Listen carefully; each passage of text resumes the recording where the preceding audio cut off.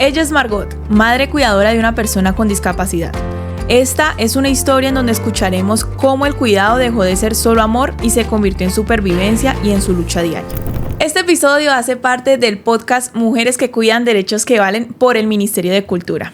Muchas gracias, doña Margot, por compartir este espacio con nosotros, por su tiempo, por su lucha, y espero que las personas que escuchen este podcast al final se sensibilicen de la importancia que tiene el cuidado de personas con discapacidad. Te agradezco a ti tu tiempo y agradezco este espacio que de verdad para nosotros es gratificante tenerlo, ya que nunca hemos tenido de pronto estos reconocimientos, porque para nosotros es un reconocimiento.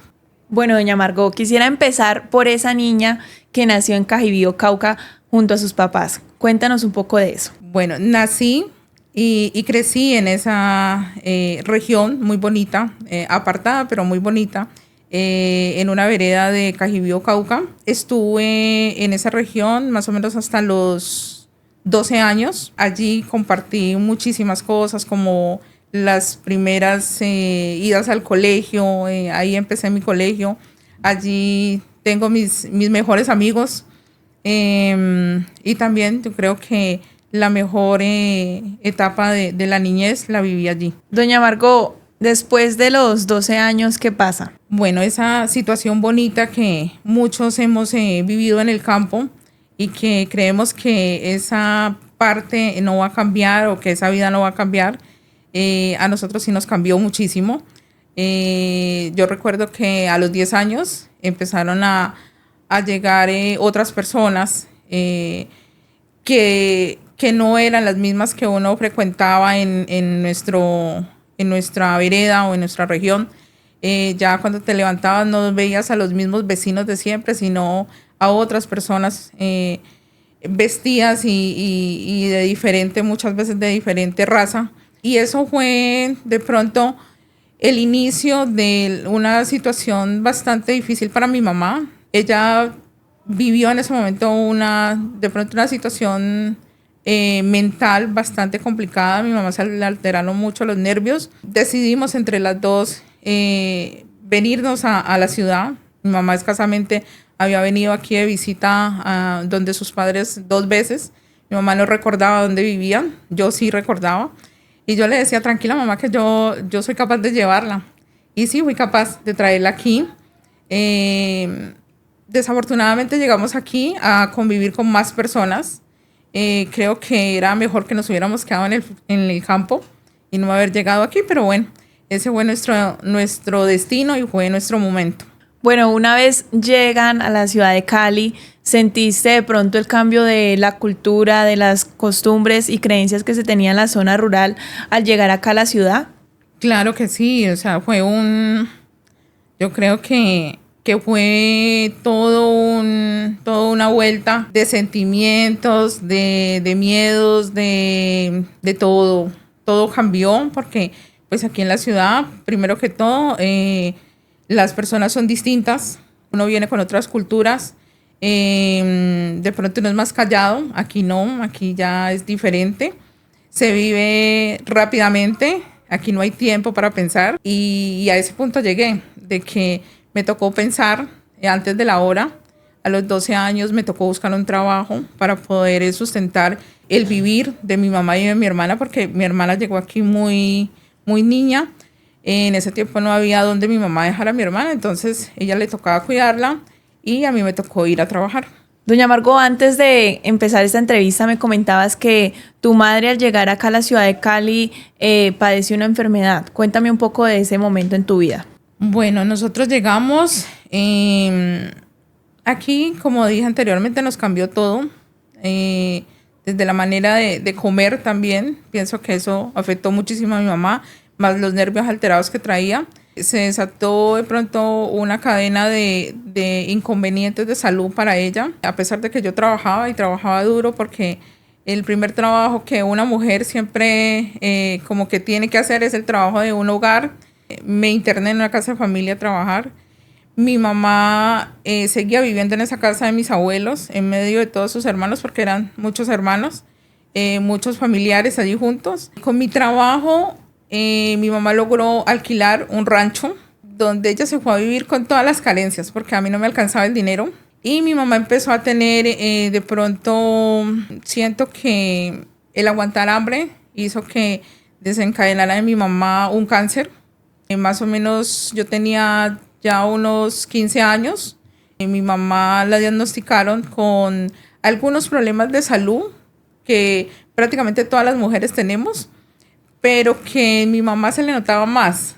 Y así transcurrió el tiempo. Ya gracias a Dios mi papá llegó aquí a esta ciudad y en ese tiempo a mi mamá le diagnosticaron con cáncer de mama, que fue el primer cáncer que le diagnosticaron a ella. Doña Margot, y después de esta situación, ¿qué sucedió? Bueno, pues ya mi papá estando aquí, ya de pronto era un aliciente para nosotros. Ya de pronto el estar aquí con mi papá, ya sentimos de que teníamos un respaldo.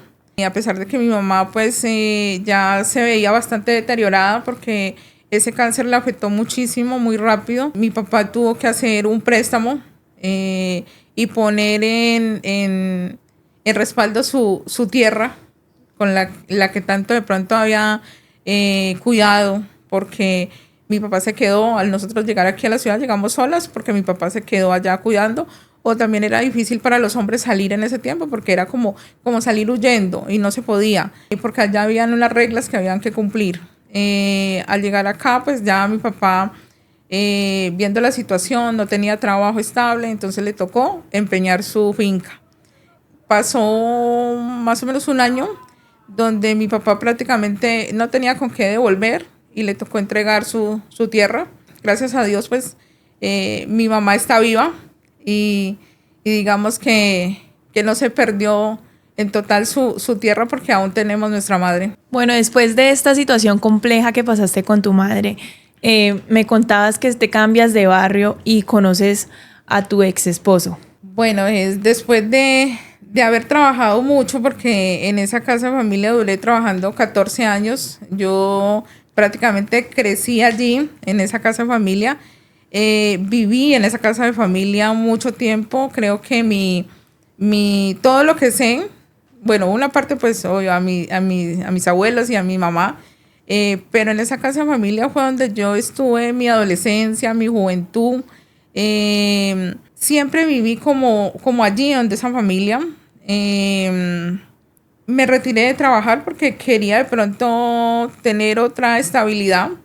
Conseguí trabajo en un hotel, donde fue mi primer trabajo bueno, que uno le llama bueno, donde te pagan de pronto lo justo, lo necesario o lo que la ley dice. Fuimos a vivir a otro barrio porque pues ya la economía de pronto cambió, a pesar de que me tocó muy duro a mis 16, 17 años cuidar a mi mamá, dejar muchas cosas también a un lado por dedicarle ese tiempo a mi mamá. Cuando nos fuimos a vivir al barrio popular de aquí de la ciudad de Cali, allí entré a trabajar a una tienda medio tiempo y ahí conocí al papá de mis hijos. En ese tiempo yo ya tenía, ya era una mujer, ya había pasado como la edad esa de que nosotras las mujeres debemos afrontar y debemos batallar para pasarla. Más o menos ya iba llegando a los 30 años, lo conocí a él y bueno, con él tuve mis 2 hijos. También fue una etapa, pienso que buena, porque eso es lo que toda mujer a veces sueña, tener un esposo, tener hijos. En este punto de tu vida, doña Margot, donde ya, como dices, tenías una estabilidad, tu madre se había curado de ese cáncer de mama, tenías un esposo, ¿en qué momento te conviertes madre cuidadora de una persona con discapacidad? Bueno, antes de convertirme en esa madre cuidadora de una persona con discapacidad, antes de tener a Emanuel, pues tuve a Sarita. Con Sara me ocurrieron algunas cosas, como por ejemplo un embarazo de alto riesgo, y en ese momento sentí de pronto esa presión de que un médico le dice a uno que su hijo va a nacer con algunas dificultades, pero gracias a Dios no pasó así. Sara nació de 6 meses, nació completamente bien de salud. No esperé mucho para tener mi segundo hijo porque pues a veces en mi cultura se habla de que las mujeres no debemos dejarnos como envejecer tanto para tener hijos. Yo quería tener 2 hijos, mi esposo tenía una buena situación económica y decidimos tener otro hijo, y allí fue donde quedé embarazada de Manuel. Sara tenía 1 año y medio. No esperaba de pronto que la vida me cambiara como me cambió desde el embarazo de Manuel, me cambió muchísimo la vida.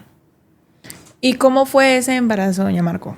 Pues ese embarazo, a pesar de que no fue diagnosticado como embarazo de alto riesgo, sí tuvo sus complicaciones, a pesar de que los médicos muchas veces se basan también en sus creencias o en sus, de pronto, otros casos que hayan tenido anteriormente del de uno. Entonces, siento que eso le pasó al médico que me trataba, que se confió, que pensó que yo me parecía a las demás y que de pronto las mujeres somos un poquito necias, somos preguntonas, y de pronto él lo vio así cuando los primeros exámenes me salieron muy alterados. Y la doctora que me los tomó solicitó de que me hicieran otros exámenes, pero él dijo que no, que porque a veces las ecografías primeras no decían mucho, entonces que no, que esperara porque él me veía bien, que mi estado de salud era bueno y que yo también me veía bien, a pesar de que me habían diagnosticado con una diabetes gestacional. Al principio tuve tosoplasmosis, o me diagnosticaron con tosoplasmosis, tan solo que los exámenes de tosoplasmosis dejan de ser como de alto riesgo cuando los siguientes exámenes salen buenos, y de pronto uno pasa como ese tiempo de que ellos le dan, como un tiempo de cuarentena, diría yo, y en ese tiempo le toman varios y esos exámenes salen bien, entonces dicen que no hay ningún riesgo para el niño que uno está gestando, y el embarazo continuó, no le dieron mayor Relevancia. Sí, y desafortunadamente yo tampoco consulté otro médico para que de pronto me diera otro sentido de lo que me estaba pasando. ¿Y cómo fue ese momento cuando te enteraste de que Emanuel tenía una discapacidad o una patología? ¿Alguien te apoyó? Diría que uno como madre, sus otros sentidos que uno desarrolla, me decía que Emanuel estaba bastante mal. Antes de tener a Emanuel, yo me sentía muy mal. Es más, mi parto fue adelantado. Mi parto era para el 26 de enero, lo tuve el 21 de enero. Con todas las dificultades, me aplicaron muchas cosas para poderlo tener. Y cuando Emanuel nació fue que vieron que Emanuel era, en la medicina, el típico niño raro, el típico niño que ellos nunca habían tenido en sus manos, que de pronto lo habían visto en sus clases y en sus libros. Y lo principal que dijeron fue que por mi raza, por mi color, yo me imagino por la raza que se me nota, me dijeron que yo nunca fui a un control, que el daño que yo le había hecho a mi hijo era un daño muy grave, que de pronto las personas que tenían mi raza solamente se basaban en cuentos y en creencias que no eran ciertas, y que con una agüita o con cualquier cosita pensaban que iba a sustentar un tratamiento con un médico, y que no era así, y que mi niño me había nacido muy mal y que ellos no sabían ni qué hacer. Y yo solamente lo que hacía era tratar me había quedado paralizada medio cuerpo, que el dolor para mí fue terrible, y de escuchar que mi hijo había nacido con algo tan, a veces como tan, yo en ese momento pensé que eran mentiras, porque yo lo veía bien, yo lo veía grande, él no lloraba, pero yo lo veía bien. Siento que hubo, después de haber tanta negligencia médica, hubo inhumanidad también, porque yo creo que una mujer recién teniendo un hijo uno no debe decirle tantas cosas o tantas necesidades que ni siquiera sabe si fue verdadero o no fue verdadero. Lo bueno fue que pude sustentar con la historia que yo llevaba, porque sí era una persona que guardaba toda una historia. Fui a mis controles, yo creo que exageradamente, y cuando ellos se dieron cuenta de que sí había asistido a un control, luego no sabían cómo justificar lo que le había pasado al niño. ¿Y quién te apoyó en ese momento, doña Margot? Bueno, en ese momento, gracias a Dios, el papá de mis hijos estaba presente. Tenía a mi hermana, que también ya pues era una mujer joven, trabajadora. Y bueno, ahí estuvo mi familia, mi papá, mi mamá y algunas amistades también que tenía hasta ese momento, sí. Hubo quien me apoyara. En ese momento, doña Margot, te volviste enfermera, me imagino que doctora, terapeuta y de todo para brindarle una mejor calidad de vida a Manuel. Pues en ese momento que nació Manuel, yo creo que morí, y los primeros días fue el alma deambulando. Cuando caí en cuenta, estaba bastante mal también. Mi cuerpo estaba bastante mal porque tuve una hemorragia que por estar pendiente de Manuel nunca puse cuidado. Entonces, como a los 3 días de que Manuel había nacido, les tocó que hacerle una cirugía de alto riesgo. A Manuel le hicieron la primera cirugía el primer día de nacido, pero lo dejaron abierto porque a Manuel se le deterioraron el intestino delgado y le tuvieron que hacer varias cirugías. Entonces estuvo más o menos como 3 días con su abdomen abierto. En esos días mi cuerpo colapsó y me tuve que ir a urgencias. Yo creo que ese fue el peor despertar que yo he tenido en la vida. Porque siento que me tocó levantarme, me tocó seguir porque no había quien. Solo yo sentía lo que él estaba sintiendo. Era muy chiquito. A pesar de que me prohibieron que entrara a verlo, que me tenía que alejar del hospital porque mi salud estaba primero para poder seguir. Que además mi niño no iba a durar mucho tiempo, que tenía que ser fuerte para lo que venía. Pero no hice caso. Me levanté de esas urgencias y volví a entrar a ese hospital. Y desde allí creo que no he bajado mi guardia. Siempre ha estado primero Emanuel. Y luego me ha tocado que pensar en mí. Gracias a Dios mi muchacho fue fuerte. Estuvo 4 meses en cuidado intensivo. Y allí me lo entregaron. Dijeron que era mejor que mi hijo fuera a morir en el calor de su familia. Y lo que muchas veces yo en este momento digo es que, ¿por qué le tienen que decir esas palabras? A morir en el calor de la familia, si los obligan es a morir en el calor de las necesidades, porque son tantos obstáculos los que uno tiene que sobrepasar para poder sobrellevar la enfermedad de ellos, sobrellevar su vida. Y no lo deberían de llamar deteriorarse y morir en el calor de la familia, sino en el calor de la necesidad. Doña Margot, definitivamente solo una madre siente lo que su hijo padece. Y pues usted es un ejemplo de ello.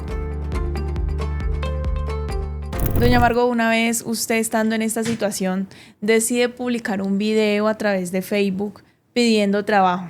¿Qué pasó? Bueno, yo creo que el tratar de salir adelante, porque pues ya uno en su casa con su hijo, con todas las discapacidades, con las 7 discapacidades que habla el Ministerio de Salud, uno no puede hacer mayor cosa. Entonces decidí frecuentar las redes sociales. En las redes sociales descubrí a alguien, le pedí que me hiciera un video para solicitar trabajo en casa, porque pues no podía dejar a Emanuel en manos de otras personas. Entonces él me hizo ese video. Ese video fue viral, tiene muchas vistas Y entre ellas, muchas mamás parecidas a mí, muchas mujeres parecidas a mí, que me llamaban y me decían, si usted consigue trabajo, por favor ténganos en cuenta, haga un grupo de WhatsApp y trate de mantenernos informadas por allí, estaremos esperando, usted es nuestra luz en todo este camino y esta situación. Doña Margot, y entonces allí creas un grupo de WhatsApp donde actualmente creo que tienes más de 200 mujeres y se convierte en un colectivo.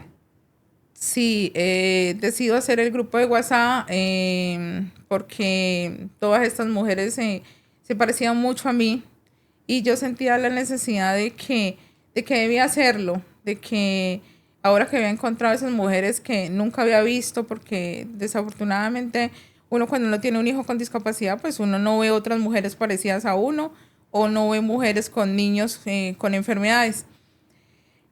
Hoy en día esta red ha crecido muchísimo. Sí, tenemos más de 200 mujeres, madres, cuidadoras. También hay hermanas y también hay hijas, aunque no muchas como madres. Doña Margot, tú en ese momento, ¿por qué crees que te buscaron a ti? Porque esas mujeres no tomaron la iniciativa, el liderazgo. Eh, ¿Piensas que esto tiene que ver, que estaba permeado en ese momento o todavía en la actualidad, el tema de la cultura machista? De que las mujeres no podemos buscar trabajo, sino que estamos determinadas para ser cuidadoras. Siento que es nuestra cultura que hemos crecido, cultura machista, que desde que estamos pequeñas se nos enseñan unos como una, digamos, como un camino que debemos recorrer y es ser madre y siempre sumisa y no puedes estudiar y no puedes trabajar porque no tienes fuerza.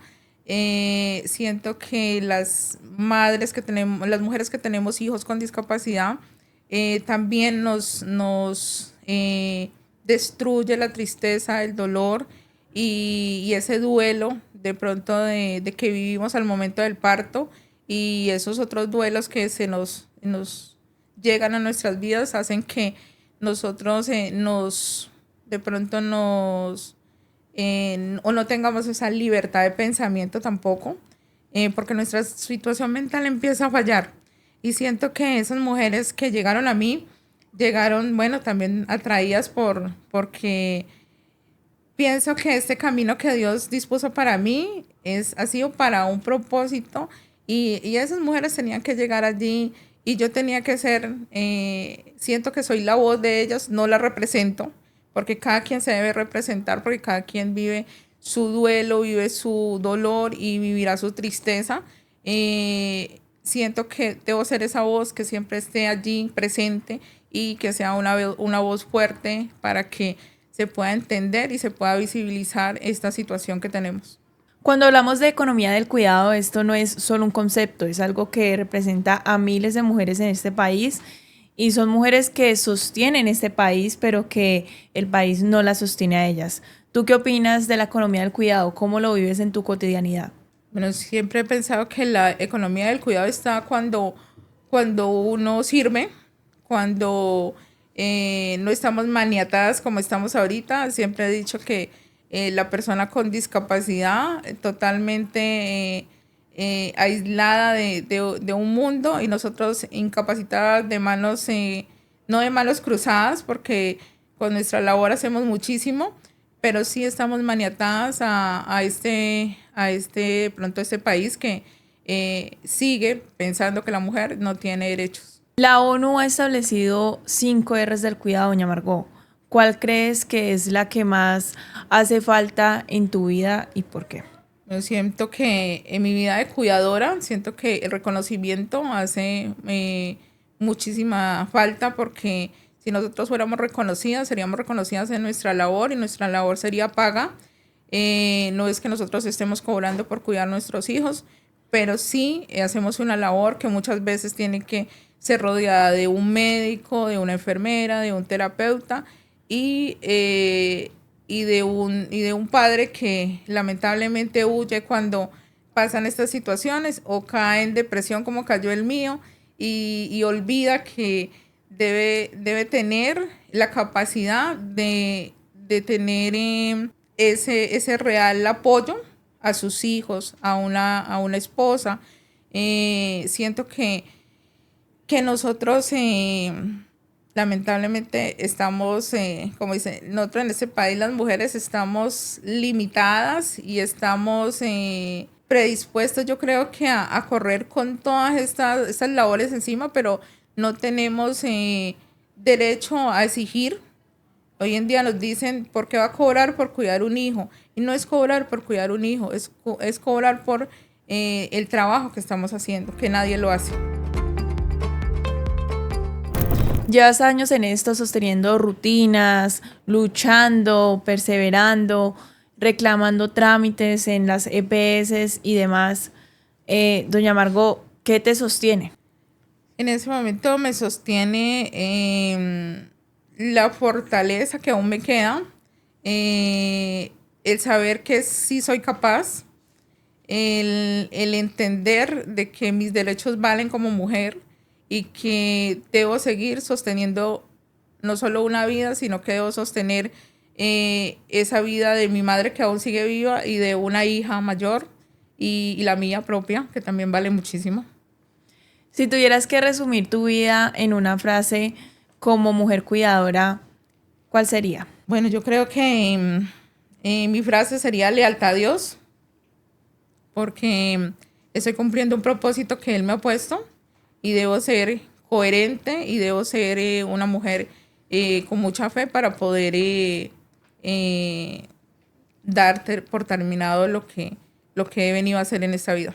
Y ya para finalizar, doña Margot, ¿qué mensaje le dejarías a estas personas que nos están escuchando para que se sensibilicen y reconozcan la importancia del cuidado de las personas con discapacidad?